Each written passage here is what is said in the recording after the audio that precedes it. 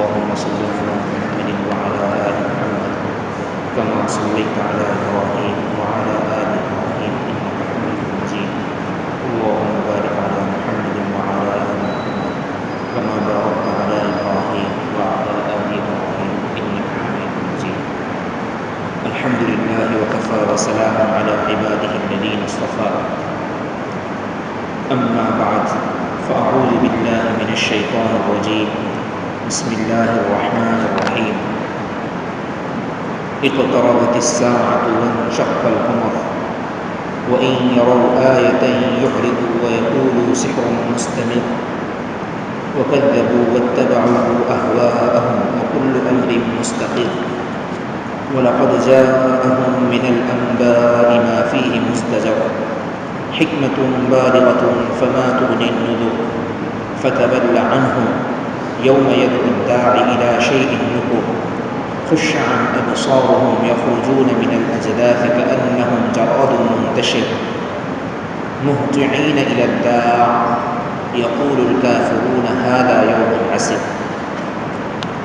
صدق الله مولانا العظيم وصدق رسوله النبي الكريم ونحن على ذلك لمن الشاهدين والشاكرين والحمد لله رب العالمين. আমরা যে সূরাটির অংশ বিশেষ তেলাওয়াত শুনলাম, এই সূরাটির নাম হচ্ছে সূরাতুল কমর। মক্কায় হুজুর সাল্লাল্লাহু আলাইহি ওয়াসাল্লামের নবুয়তের 5 কিংবা 6 বছর পর এই সূরাটি নাজিল হয়েছে। হুজুর সাল্লাল্লাহু আলাইহি ওয়াসাল্লাম ঈদের নামাজে এবং জুমআর নামাজে যেসব সূরা তেলাওয়াত করতেন, সেই সূরাগুলোর মধ্যে অন্যতম হচ্ছে সূরাতুল কমর, বর্তমান সূরাটি। এছাড়া ঈদের নামাজে এবং জুমআর নামাজে যেসব সূরা তেলাওয়াত করতেন, সেগুলোর মধ্যে একটি সূরা হচ্ছে সূরা কফ, যা সাধারণত আমরা ফজরের নামাজে তেলাওয়াত করে থাকি। আরেকটি সূরা হচ্ছে সূরাতুল আ'লা, আরেকটি হচ্ছে সূরাতুল জুমআহ, আরেকটি হচ্ছে সূরা গাশিয়া। এবং বর্তমান এই সূরাটি, এই সূরাগুলো হুজুর সাল্লাল্লাহু আলাইহি ওয়াসাল্লাম ঈদের নামাজে এবং জুমআর নামাজে বেশি বেশি কেন তেলাওয়াত করতেন? কারণ ঈদের নামাজে এবং জুমআর নামাজে মানুষের সমাগম বেশি হয় এবং সেখানে তাদেরকে মোটা দাগের বিভিন্ন বিষয়ে দিক নির্দেশনা দেওয়া যেন সহজ হয়, এজন্য এই সূরাগুলো তেলাওয়াত করতেন। এই সূরাগুলোর মধ্যে যেসব বিষয় আলোচিত হয়েছে, তার মধ্যে অন্যতম আলোচ্য বিষয়গুলো হলো তাওহীদ, আল্লাহ তাআলার একত্ববাদ, রিসালাত, হুজুর সাল্লাল্লাহু আলাইহি ওয়াসাল্লামের এবং অন্যান্য নবী রসুলদের নবী ও রসুল হওয়া মর্মে আলোচনা। বিভিন্ন সময়ে বিভিন্ন জাতি নিজ নিজ নবী রসুলদেরকে অস্বীকার করার কারণে তাদের উপর কি ধরনের বিপদ এসেছিল, কি ধরনের আযাব এসেছিল, সে আলোচনাও এই সকল সূরার মধ্যে আছে। অনুরূপভাবে কিয়ামতের আলোচনা এসব সূরাগুলোর মধ্যে খুব সুন্দরভাবে স্থান পেয়েছে। তো তাওহীদ, রিসালাত এবং আখিরাত, আল্লাহ তাআলার একত্ববাদ, নবী রাসূলদের রিসালাত এবং পরকাল বিষয়ে খুবই চমৎকার বর্ণনা রয়েছে আলোচ্য সূরাগুলোর মধ্যে।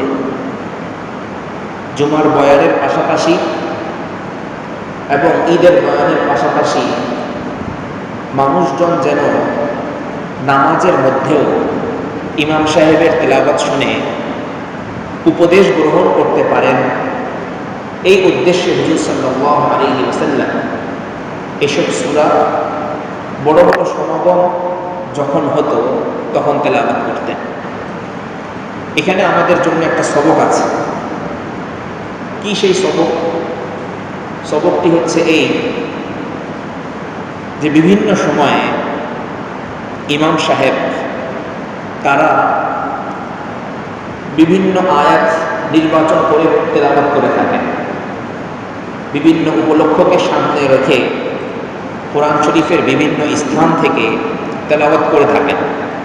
যেমন হজের মৌসুম যখন আসে তখন হজ সংশ্লিষ্ট আলোচনাগুলো যেসব আয়াতের মধ্যে আছে সেগুলো তেলাওয়াত করেন।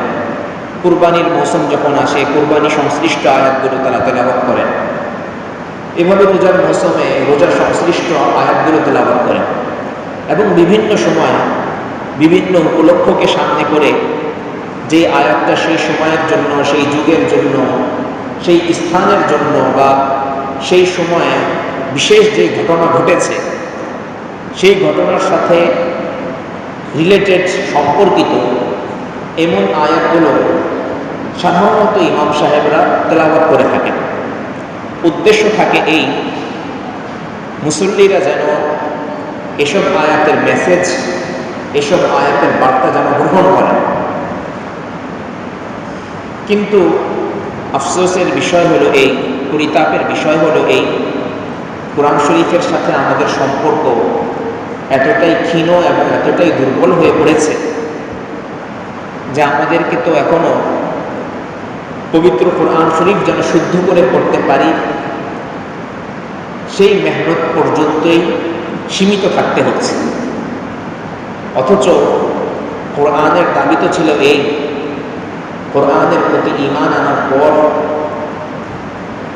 শুদ্ধভাবে এর তেলাওয়াত শিখব এবং উল্লেখযোগ্য কিছু সূরা মুখস্থ করব। আল্লাহ রাব্বুল আলামিন কোরআনে আমাকে কি বলেছেন, কি বার্তা দিয়েছেন সেগুলো বোঝার চেষ্টা করব। ধাপে ধাপে আরো এগিয়ে গিয়ে কোরআন শরীফ আমাকে কি বলতে চাচ্ছে সেটাকে হৃদয়ঙ্গম করার চেষ্টা করব। কিন্তু পরিতাপের বিষয়, আমরা এখনো দ্বিতীয় স্তর অর্থাৎ তেলাওয়াত শুদ্ধ করা এই স্তরটাও পরিপূর্ণ সুন্দরভাবে অতিক্রম করতে পারি না। তো এই জন্য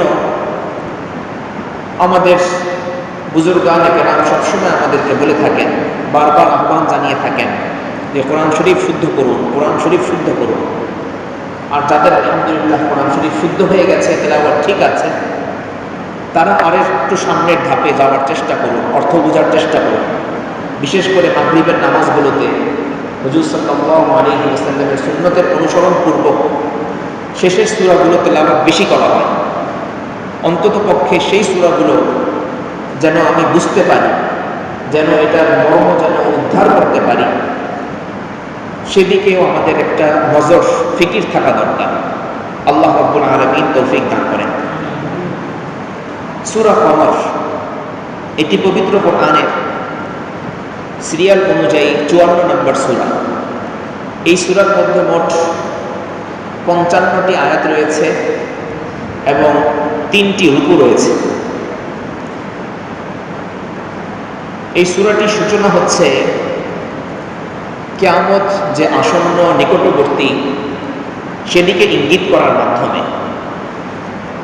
এবং ইতিপূর্বে আমরা যে সূরাটি শেষ করেছি অর্থাৎ সূরা নাজম, সেই সূরা নাজমের শেষ দিকেও আল্লাহ রাব্বুল আলামিন কিয়ামত যে আসন্ন সেই কথাটি বলেছেন। ইরশাদ হয়েছিল আজিফাতিল আজিফা, যেটি আসার সেটি তো চলেই এসেছে, অর্থাৎ কিয়ামত তো চলেই এসেছে। সেই ধারাবাহিকতায় এই সূরার সূচনাতেও আল্লাহ তাআলা বললেন ইকতারাবাতিস সাআ, কিয়ামত নিকটবর্তী হয়েছে। পবিত্র কোরআনের বিভিন্ন জায়গাতেই আল্লাহ তাআলা এই কথাটি বলেছেন যে কিয়ামত নিকটবর্তী হয়ে গেছে। 17 নম্বর পারার শুরুতে সূরা আম্বিয়ায় আল্লাহ সুবহানাহু ওয়া তাআলা বলেন ইকতারাবা লিন-নাসি হিসাবুহুম, মানুষের হিসাব নিকাশের সময় নিকটবর্তী হয়ে গেছে। ওয়া হুম ফি গাফলাতিন মুরিদুন, অথচ তারা রয়েছে গাফলতের মধ্যে, অথচ তারা এই হিসাব নিকাশ থেকে, কিয়ামত থেকে মুখ ফিরিয়ে রেখেছে। সূরা নাহলের শুরুতে আল্লাহ রাব্বুল আলামিন বলেছেন, আতা আমরুল্লাহ, আল্লাহ তাআলার আদেশ অর্থাৎ কিয়ামত চলে এসেছে। ফালা তাস্তাজিলু, সুতরাং অতি তাড়াতাড়ি তাড়াহুড়ো করো না, বেশি তাড়াহুড়া করতে যেও না। তো এই কোরআন মাজিদে যে আল্লাহ রাব্বুল আলামিন বিভিন্ন জায়গায় বলছেন কিয়ামত নিকটবর্তী হয়ে গেছে, আজ থেকে আরো 1450 বছর পূর্বে এসব আয়াত নাজিল হয়েছে এবং বারবারই বলা হচ্ছে কিয়ামত নিকটবর্তী হয়ে গেছে। হুজুর সাল্লাল্লাহু আলাইহি ওয়াসাল্লাম বিভিন্ন হাদিসের মধ্যে কিয়ামত নিকটবর্তী হওয়ার কথা বলেছেন। এক হাদিসের মধ্যে আল্লাহ রাসূল ইরশাদ করেন, আনা ওয়াসসাআতু কাহাতাইন, আমি এবং কিয়ামতের দূরত্ব হচ্ছে শাহাদাত এবং মধ্যম আঙ্গুলের মতো। এই দুটি আঙ্গুলের দূরত্ব যতটুকু, আমার মাঝে এবং কিয়ামতের মধ্যে দূরত্ব এতটুকু।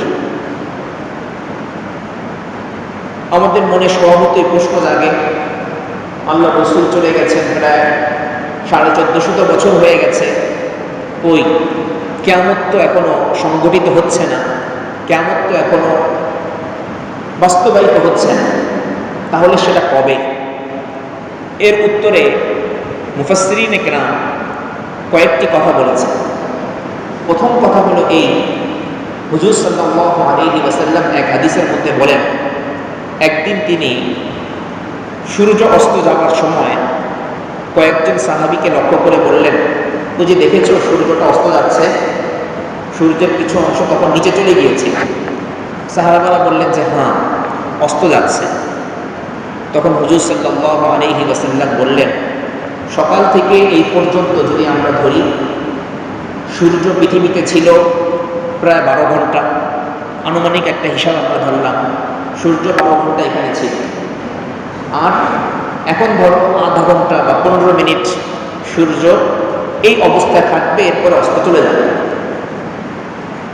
আমার পূর্বে যেসব জাতি ছিল, আদম আলাইহিসসালাতু ওয়াসসালামের আগ থেকে নিয়ে যখন থেকে এই পৃথিবীর সৃষ্টি, তখন থেকে হুজুর সাল্লাল্লাহু আলাইহি ওয়াসাল্লাম পর্যন্ত যেই ব্যক্তিকাল, যেই সময়কাল, এটা হচ্ছে সেই 12 ঘন্টা।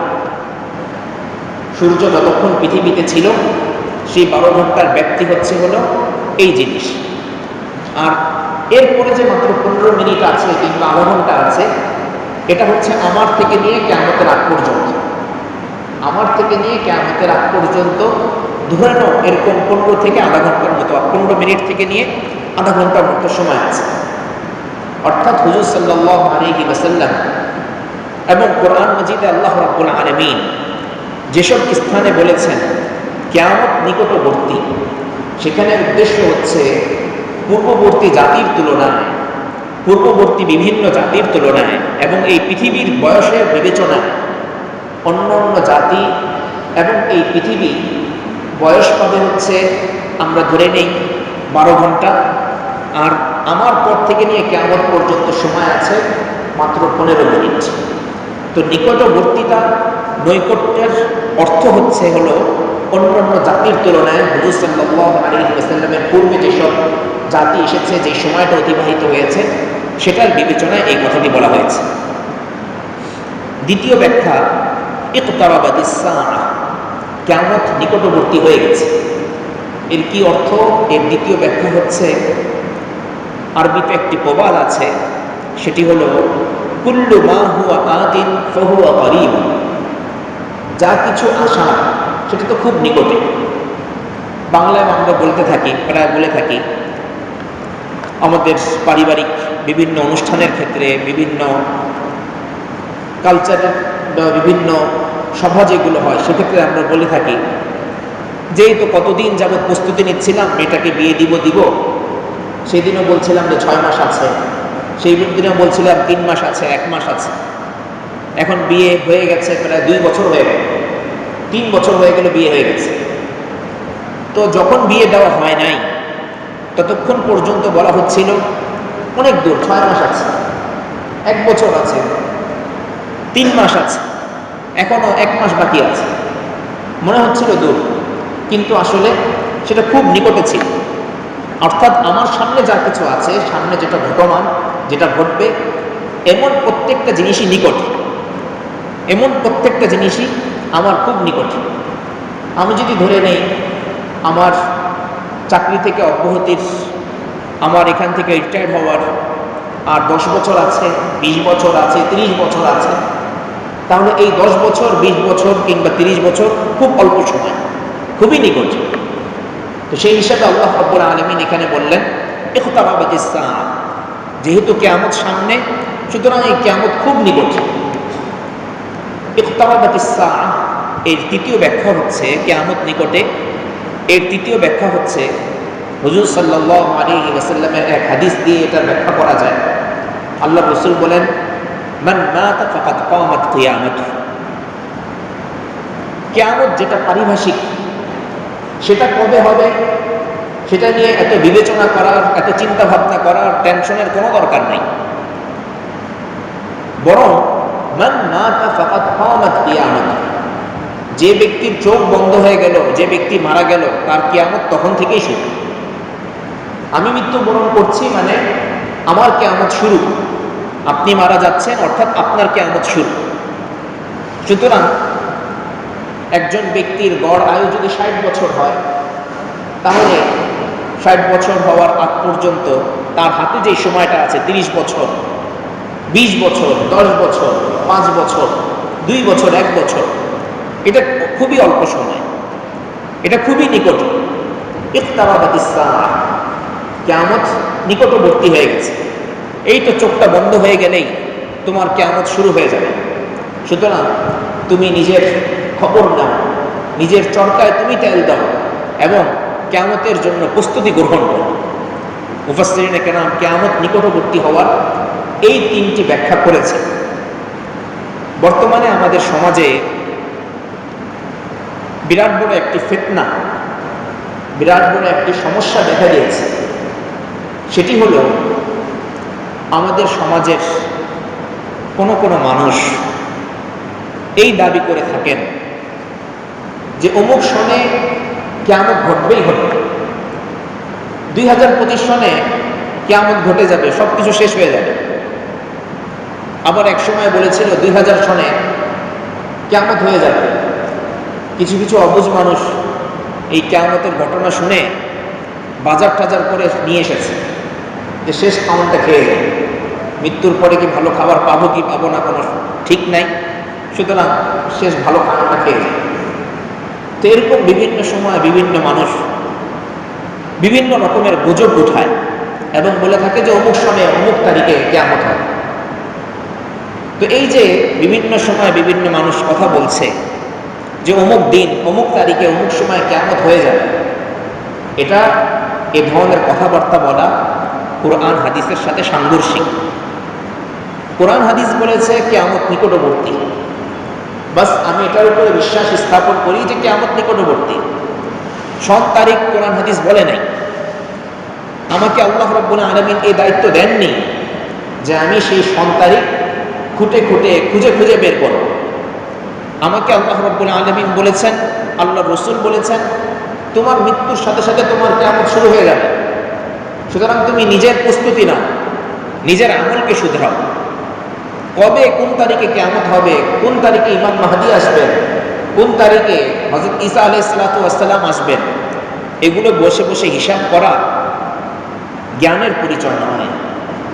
যদি এগুলো জ্ঞানের পরিচয় হতো তাহলে হুজুর সাল্লাল্লাহু আলাইহি ওয়াসাল্লাম নির্দিষ্ট করে তারিখ বলে যেতেন যে অমুক দিন অমুক তারিখে ঈসা আলাইহিস সালাতু ওয়াস সালাম আসবেন, ইমাম মাহদী আসবেন, অমুক সময় কিয়ামত হবে। আল্লাহর রাসূল যেই কথাটি বলে যান নাই, সেটা কেন আমরা খুঁটিয়ে খুঁটিয়ে বের করতে যাব? এই অধিকার আমাদেরকে দেওয়া হয় নাই। এটা কোরআন হাদিসের ক্ষেত্রে অনধিকার চর্চার শামিল। কোরআন হাদিসের ক্ষেত্রে অনধিকার চর্চার শামিল। তো আমরা খুব ভালো করে বিষয়টিকে হৃদয়ঙ্গম করি যে কিয়ামত আল্লাহ রাসূল বলেছেন নিকটবর্তী, বাস এটা নিকটবর্তী। কবে হবে, কোন সময় হবে, সেটা আমার খুঁজে বের করার দরকার নেই। যেই সময় হবে সেই সময় যদি আমার ঈমান আমল ঠিক না থাকে, ইমাম মাহদী যখন আসবেন তখন তো দুইটা দল হয়ে যাবে। একদল মুমিন, একদল কাফের, পাক্কা কাফের। তৃতীয় কোনো দল তখন থাকবে না, মুনাফিক বলতে কোনো দল তখন থাকবে না, হয় পাক্কা ইমানদার অথবা পাক্কা কাফের। কথায় একরকম, কাজে অন্যরকম, নামাজ পড়ে পড়ে না, কখনো ধরে ধরে না, এরকম কোনো গ্রুপ আর তখন থাকবে না। আল্লাহ তাআলা মাফ করেন। ওই সময়টা তো অনেক বড় পরীক্ষার সময়, ওই সময়টা অনেক বড় পরীক্ষার সময়। আমি কোন দলে থাকবো সেটা আমি কিভাবে বলবো? সুতরাং ওই সময়ের জন্য অনেক বেশি চিন্তিত হওয়া, এটা কোরআন হাদিসের মেসেজের খেলাফ, কোরআন হাদিসের বার্তার বিপরীত। আমার কাজ হচ্ছে আমি যেই সময়টাতে আছি এই সময়টাতে আমি আমার ঈমানটাকে, আমলটাকে মজবুত করার চেষ্টা করি। ইকতারাবাতিস সাআ ওয়ানশাক্কাল কমর, প্রথম আয়াতের দ্বিতীয় কথা, চন্দ্র দ্বিখণ্ডিত হয়েছে, চাঁদ দুই ভাগে বিভক্ত হয়ে গেছে। আল্লাহ রাব্বুল আলামিন আমাদেরকে বলতে চাচ্ছেন, বোঝাতে চাচ্ছেন যে কিয়ামত যে নিকটবর্তী, এটার তো অনেকগুলো আলামত আছে। এই আলামতগুলোর মধ্যে অন্যতম একটি আলামত, অন্যতম একটি নিদর্শন হচ্ছে চাঁদ দ্বিখণ্ডিত হওয়া। সেই নিদর্শনটিও ইতিমধ্যে সংগঠিত হয়ে গেছে। একবারের ঘটনা, বিভিন্ন হাদিসের কিতাবে মুতাওয়াতির সূত্রে এই কথা বর্ণিত যে একবার হুজুর সাল্লাল্লাহু আলাইহি ওয়াসাল্লাম এক চাঁদনি রাত্রিতে আল্লাহ রাসূল মক্কার মুশরিকদেরকে দাওয়াত দিচ্ছিলেন। মক্কার মুশরিকরা বলল, আমাদের কাছে কোনো নিদর্শন আনো, তাহলে আমরা তোমার প্রতি ঈমান আনব। হুজুর সাল্লাল্লাহু আলাইহি ওয়াসাল্লাম আসমানের দিকে হাত ইশারা করলেন। আল্লাহর ইচ্ছায় চাঁদ দ্বিখণ্ডিত হয়ে গেল। চাঁদের এক অংশ এক পাহাড়ে, আরেক অংশ আরেক পাহাড়। ইবনে মাসউদ রাদিয়াল্লাহু আনহু বলেন, আকাশের দিকে তাকিয়ে দেখি চাঁদের মধ্যখানে পাহাড়ের অংশ দেখা যাচ্ছে, অর্থাৎ চাঁদ দুই পাশে যে চলে গেছে এটা স্পষ্টভাবে আমরা সবাই বুঝতে পারলাম। উপস্থিত সকলেই জিনিসটা দেখল। আল্লাহ রাসূল সাল্লাল্লাহু আলাইহি ওয়াসাল্লাম বললেন, দেখো, ভালো করে দেখো, এবং আমার রিসালাতের ব্যাপারে তোমরা সাক্ষ্য দাও। মুশরিকরা চুপ করে রইল। দেখার পর হুজুর সাল্লাল্লাহু আলাইহি ওয়াসাল্লাম তাদেরকে সাক্ষী দিতে যখন বললেন, তখন তারা কোনো কথা বলছে না। কিছুক্ষণ পর সেটা স্বাভাবিক হয়ে গেল। পরক্ষণেই মুশরিকরা মন্তব্য করল, মুহাম্মদ দুই কাজের যে কোনো একটা কাজ করেছে। হয় আমাদের চোখের মধ্যে ভেলকি লাগিয়ে দিয়েছে, জাদু করেছে, কিংবা এত কঠিন জাদু করেছে যে চাঁদটাকেই সে জাদুগ্রস্ত করে ফেলেছে। আল্লাহ রাসূল সাল্লাল্লাহু আলাইহি ওয়াসাল্লাম তাদেরকে তো ভালো করেই চিনেন, তাদের যে স্বভাব ভালো করেই জানেন, কিছু বললেন না, চুপ করে রইলেন। মুশরিকদের মধ্য থেকেই একদল বলল, আচ্ছা, মুহাম্মদ যদি আমাদের চোখে ভেলকি লাগায়, তাহলে আমরা জানি যে জাদুর প্রভাব সাধারণত আশপাশের যে এরিয়াটা, সামনে যারা উপস্থিত আছে তাদের চোখের মধ্যে এটা লাগানো সম্ভব, দূরে যারা আছে তাদের চোখের মধ্যে এই ভেলকি লাগানো সম্ভব না। একটা কাজ করি, আমরা কিছুদিন অপেক্ষা করি। আমাদের কিছু মুসাফির দল বাইরে আছে, কয়েকটা কাফেলা বাইরে আছে, তো তারা যখন আসবে তাদেরকে জিজ্ঞেস করব যে তোমরাও কি চাঁদটাকে দ্বিখণ্ডিত অবস্থায় দেখেছ? আল্লাহ রাসূল সাল্লাল্লাহু আলাইহি ওয়াসাল্লাম বললেন যে ঠিক আছে, জিজ্ঞাসা করো। কয়েকদিন পরে তারা ফেরত আসলো এবং এসেই সাধারণত মুসাফির দল, বণিক দল, বাহির থেকে যারা ঘুরে আসে, মূল আবাসস্থলে আসার পর আশ্চর্যজনক যে সকল জিনিস দেখে থাকে সেটার বিবরণ তারা দেওয়া শুরু করে প্রথমে। তো তারা এসেই বলতে লাগলো, আরে একটা আজীব কাণ্ড হয়ে গেছে জানো, ওই যে অমুক দিন অমুক রাত্রিতে দেখেছি আকাশের চাঁদটা না দ্বিখণ্ডিত হয়ে গেছে।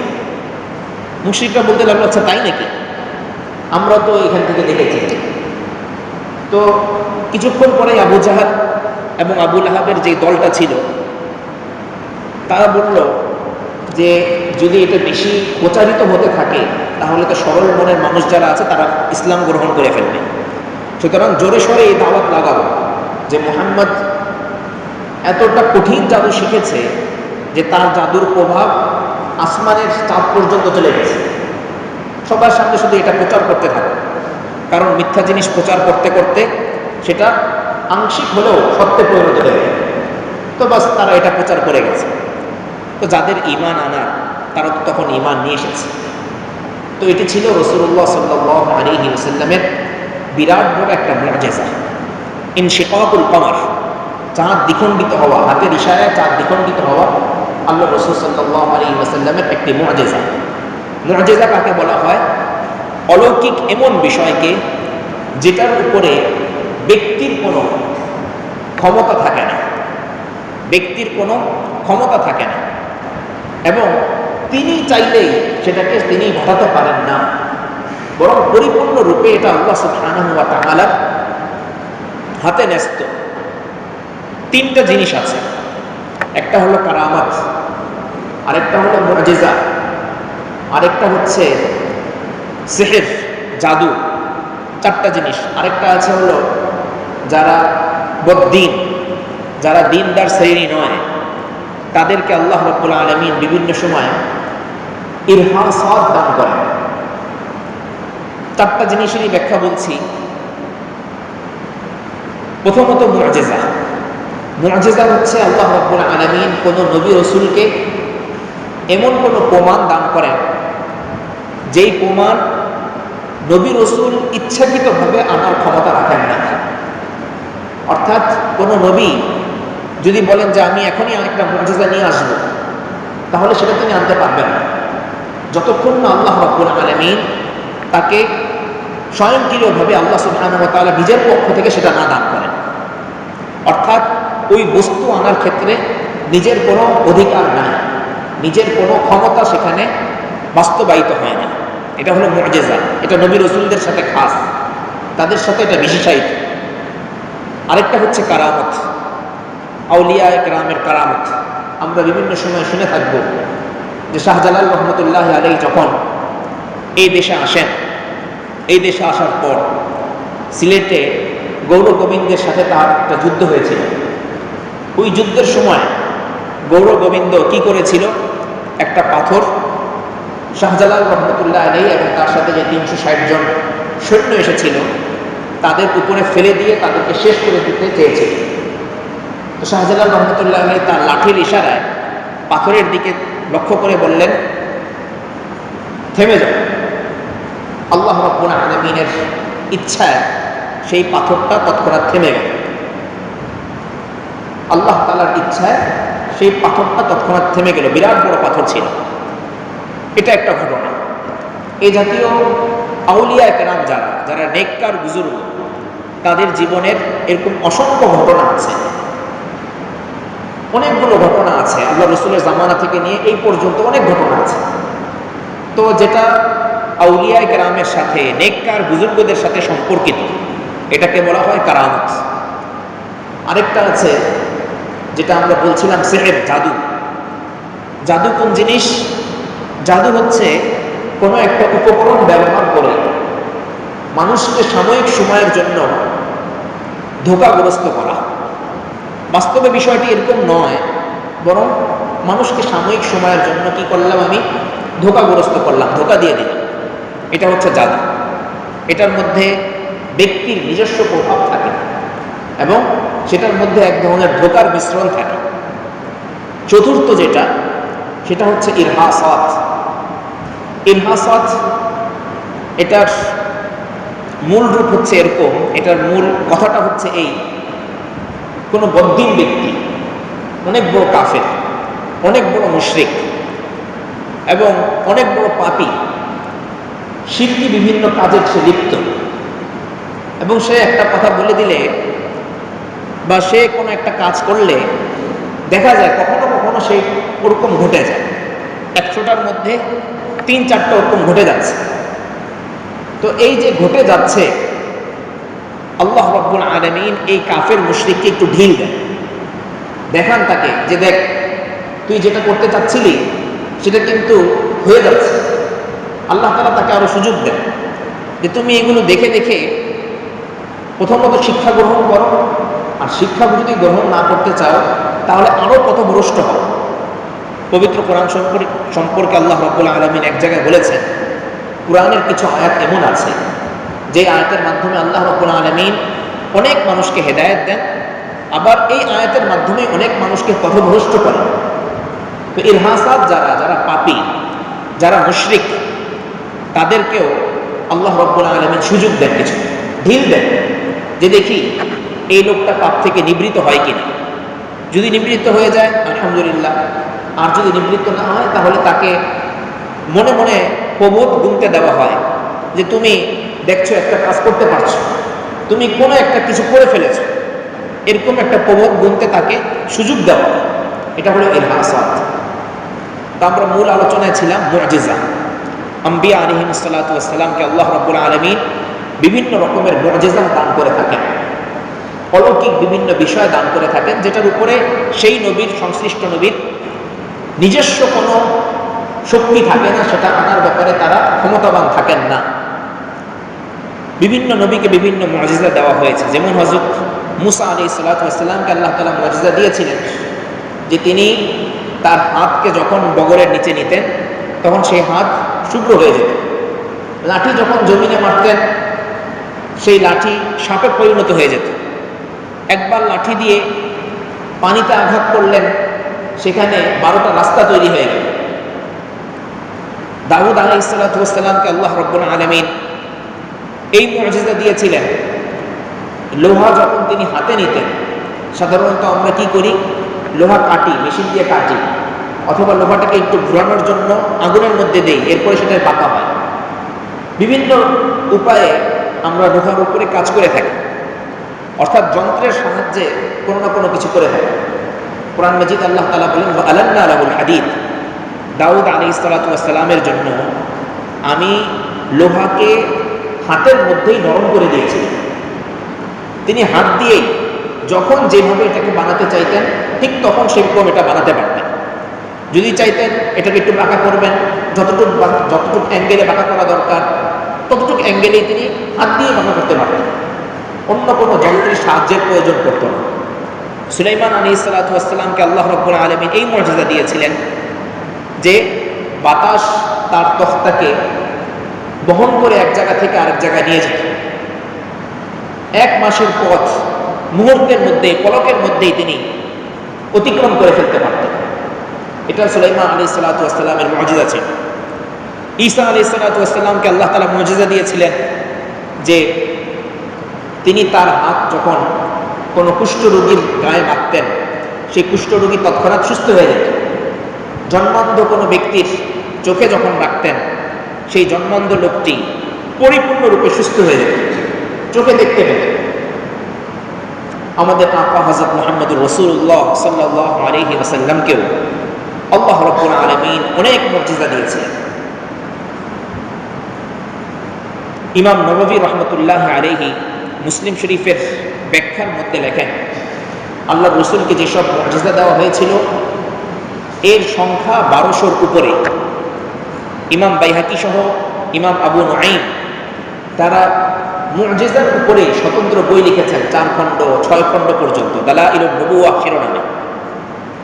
আল্লাহর রাসূলকে যেসব মুআজিজা দেওয়া হয়েছিল এর মধ্যে একটি মুআজিজা ছিল পানির যখন খুব প্রয়োজন কিন্তু আশেপাশে পানি নাই, আল্লাহর রাসূল কোনো পাত্রের মধ্যে হাত রাখতেন, হাতের ফাঁক দিয়ে, আঙ্গুলের ফাঁক দিয়ে পানি আসতে থাকত, আর সেই পানি দিয়ে উপস্থিত সকল সাহাবী তাদের পানি সংশ্লিষ্ট যে কাজ আছে সেটা পূরণ করতেন, এরপরও পানি অবশিষ্ট থাকে। একবারের ঘটনা, পানির খুব প্রয়োজন, খাইবার যুদ্ধে খুব সম্ভবত পানি নাই। হুজুর সাল্লাল্লাহু আলাইহি ওয়াসাল্লাম একটা বদনার মধ্যে হাত রাখলেন, পাত্রের মধ্যে হাত রাখলেন। 1400 মানুষ সেখানে উপস্থিত ছিল। সাহাবীদের বর্ণনা হলো, আমরা আল্লাহর রাসূলের হাত দিয়ে যে পানি বের হয়েছিল সেই পানি আমরা তৃপ্তি সহকারে খেয়েছি, নিজেদের পাত্রের মধ্যে সংরক্ষণ করে রেখেছি, এবং আমাদের অন্য যে প্রয়োজন ছিল সেটাকেও আমরা পূরণ করেছি। সহিহ বুখারীর মধ্যে আল্লাহর রাসূলের আরেকটি ঘটনা আছে, বিভিন্ন সময় আল্লাহ রাব্বুল আলামিন হুজুর সাল্লাল্লাহু আলাইহি ওয়াসাল্লামের জন্য খাবার বৃদ্ধি করে দিতেন। আল্লাহ রাসূল সাল্লাল্লাহু আলাইহি ওয়াসাল্লাম একবার এক দাওয়াতে গিয়েছেন। মাত্র একটা দাজিন অর্থাৎ ছোট একটা বকরির বাচ্চা পাকানো হয়েছে এবং অল্প কিছু রুটি বানানো হয়েছে। আল্লাহ রাসূল সাল্লাল্লাহু আলাইহি ওয়াসাল্লামকে এসে বলা হলো, ইয়া রাসূলুল্লাহ, অল্প কিছু খাবার তৈরি করা হয়েছে, সুতরাং 2-3 জন নিয়ে চলে আসেন। আল্লাহ রাসূল বললেন যে আমি তো 2-3 জন নিয়ে যাওয়ার মতো মানুষ না, আমার সাথে 1400 মানুষ আছে।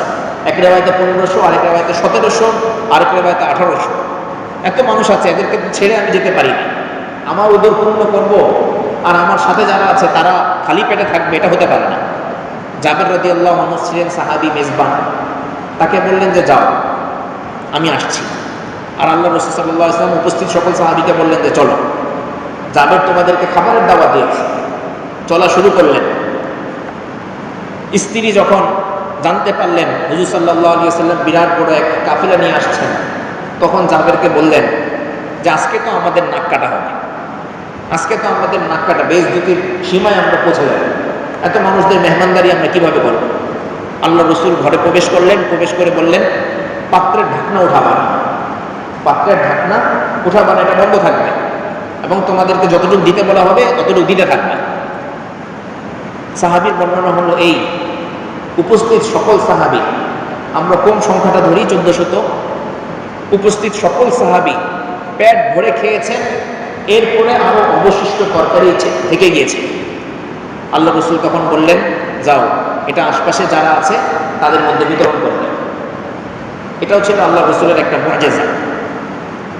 আরেকটি মুআজিজা এই, হুজুর সাল্লাল্লাহু আলাইহি ওয়াসাল্লাম মদিনা মুনাওয়ারার মসজিদে নববী খেজুর গাছের টুকরা দিয়ে ছাদ বানানো হয়েছিল এবং যেই মেহরাবে বা যেই খুঁটিতে দাঁড়িয়ে, খুঁটিতে হেলান দিয়ে আল্লাহ রাসূল সাল্লাল্লাহু আলাইহি ওয়াসাল্লাম ওয়াজ করতেন, খুতবা দিতেন, সেই খুঁটিটা কিছুদিন পর রেখে আরেকটি মেম্বার তৈরি করা হয়। আল্লাহ রাসূল কি করলেন, সেই খুঁটিটাকে রেখে মেম্বারে গিয়ে দাঁড়ালেন খুতবা দেওয়ার জন্য।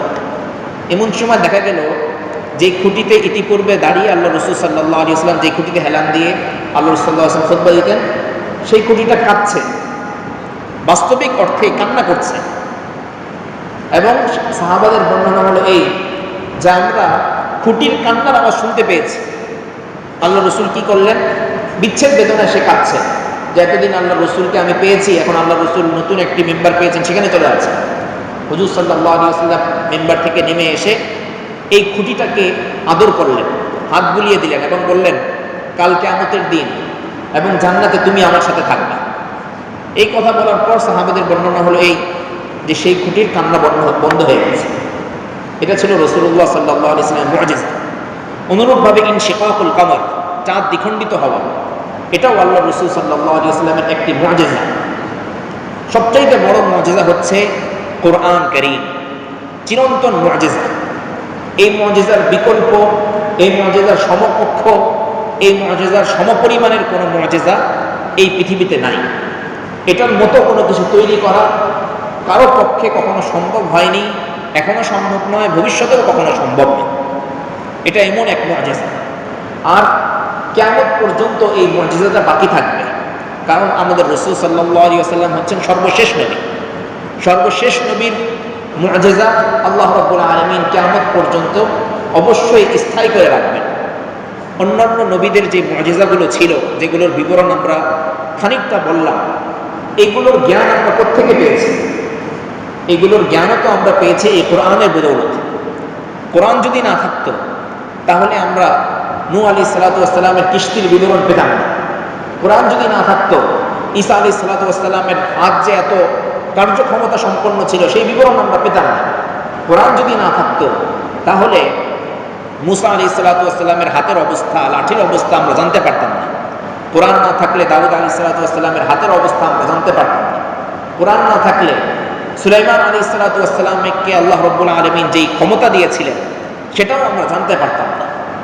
তো এই কোরআন আমাদেরকে যুগ যুগের বিভিন্ন জিনিসের সংবাদ দিয়েছে এবং এই কোরআনের সবচাইতে বড় মুআজিজা হলো এই, পৃথিবীর অন্য কোনো গ্রন্থ মুখস্থ করা সম্ভব নয়, মুখস্থ করলেও কয়েকদিনের পর মানুষ ভুলে যায়, কিন্তু কোরআন মাজিদ এমন এক কিতাব, যেই কিতাবকে আল্লাহ রাব্বুল আলামিন সংরক্ষিত করেছেন হাফেজদের সিনার মধ্যে।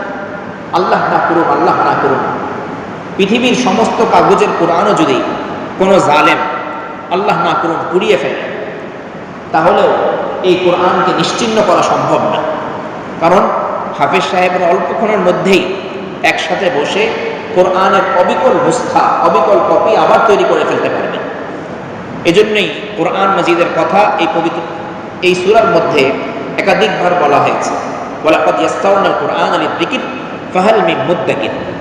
আমি কোরআনকে সহজ করে দিয়েছি উপদেশ গ্রহণ করার জন্য, সংরক্ষণ করার জন্য, হিফজ করার জন্য, সুতরাং আছো কি কোনো উপদেশ গ্রহণকারী? দ্বিতীয় নম্বর আয়াতে আল্লাহ তাআলা বলছেন, ওয়া ইন ইয়ারাউ আয়াতান ইউরিদু ওয়া ইয়াকুলু সিহরুন মুস্তামির। মুশরিকদের অবস্থা তো এই, তারা যখনই কোনো নিদর্শন দেখে তখন তারা মুখ ফিরিয়ে নেয় এবং বলে এটা চলমান জাদু।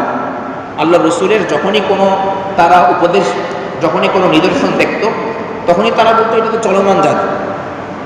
মুহাম্মদ তো দিন রাত বিভিন্ন আশ্চর্য রকমের জিনিস আনতে থাকে, ওগুলিও জাদু, এগুলিও জাদু। সুতরাং ইনশিকাকুল কমর, চাঁদ দ্বিখণ্ডিত হওয়া, এটা আশ্চর্যের কিছু না, এটাও সে একটা জাদুই করেছে। অন্য অন্য জাদুর কোনো প্রতিক্রিয়া যেরকম হয় নাই, এই জাদুরও তেমন কোনো প্রতিক্রিয়া হবে না। কিন্তু কোরআন সাক্ষী, ইতিহাস সাক্ষী যে রাসূলুল্লাহ সাল্লাল্লাহু আলাইহি ওয়াসাল্লাম কোনো জাদু করেননি, বরং সেটার প্রতিক্রিয়া তো এই পর্যন্ত হয়েছে, যেটার বদৌলতে আজকে আমরা বসে কথা বলছি এবং কথা শুনছি, কোরআন পড়ছি, কোরআন শুনছি। রাসূলুল্লাহ সাল্লাল্লাহু আলাইহি ওয়াসাল্লামের মুআজিজার প্রভাব হচ্ছে এই।